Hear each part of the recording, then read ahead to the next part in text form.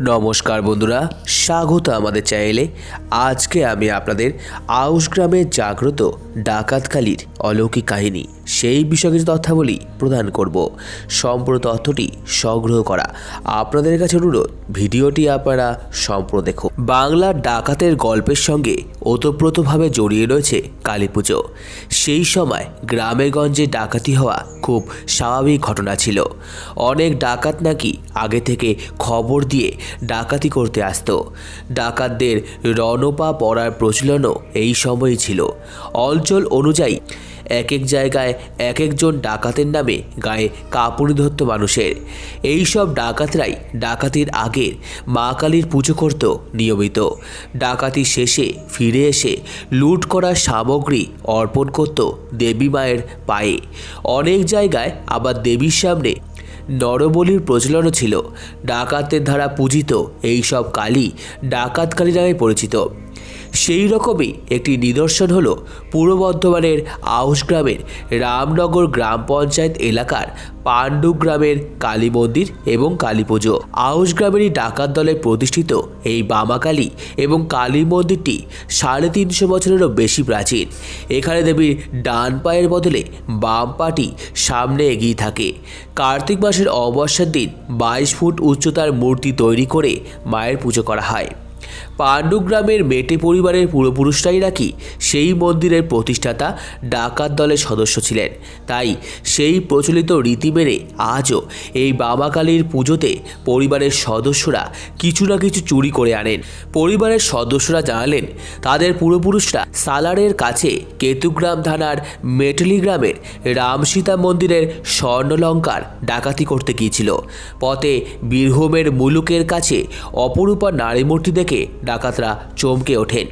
কিন্তু ডাকাত প্রহ্লাদ মেটের নির্দেশ ছিল, ডাকাতির পথে মেয়ে মানুষ আর শিশুর গায়ে হাত তোলা যাবে না। সেই নীতি লঙ্ঘন করায় এক সদস্যকে সর্দার প্রহ্লাদ এক কোপে 2 টুকরো করে দেন। সেই সঙ্গে নারীর কাছে তার এই ব্যবহারের জন্য ক্ষমা চান। সেই অপরিচিতা নারীর কাছে জানতে চান, এই রাত্রিকালে আপনি কে মা? তখন সেই নারী জানান, আমি বামা কালী। ডাকাতি করতে যাওয়ার পথে দলটি দেখে মা মৃন্ময়ী মূর্তি থেকে চিন্ময়ী মূর্তি ধরে জানান, আমাকে এখান থেকে না নিয়ে গেলে তোদের সর্বনাশ হবে।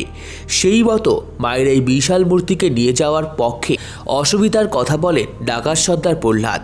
সেই সঙ্গে বলেন, আজকে রাতে ডাকাতিতে সাফল্য পেলে তবেই মা তোকে নিয়ে যাব। কথিত আছে, মায়ের আশীর্বাদে সাফল্য পায় ডাকাত দলটি। তাই ডাকাতি করে ফেরার পথে বামা মায়ের ছোট্ট শিলামূর্তিকে সঙ্গে করে ফেরেন ডাকাত দলটি।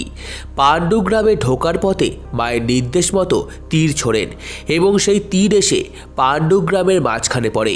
সেখানেই বামা কালীকে স্থাপন করেন সাধক ডাকাত প্রহ্লাদ। কার্তিক মাসে অমাবস্যার গভীর রাতে ঢাক ঢোল বাজিয়ে মশাল জ্বালিয়ে ডাকাত দলের সদস্যরা মায়ের ঘট এনে পুজো করতেন। পুজোয় বলি হয়ে গেলে পরের দিন রাতে কাঁধে করে তুলে মাকে রসফাল্লা পুকুরে বিসর্জন দিতেন। তারপরে ডাকাত সর্দার প্রহ্লাদ সহ সকলে কাঁদতেন মায়ের টানে। তাই বাবা কালীর নির্দেশে পরবর্তীতে 12 মাস পুজোর জন্য একটি মূর্তি করে ডাকাত দলটি। সেখানে পুজো দিয়ে ডাকাতি করতে বের হতেন তারা। বর্তমানে দেবীর বিশাল মন্দির তৈরি হয়েছে, যা দর্শনীয় স্থান হয়ে উঠেছে। তবে পুরনো রীতি মেনে আজও ডাকাত পরিবারের সদস্যরা বাবা কালীর পুজোতে কোনো না কোনো জিনিস চুরি করে আনেন মায়ের পুজোর জন্য।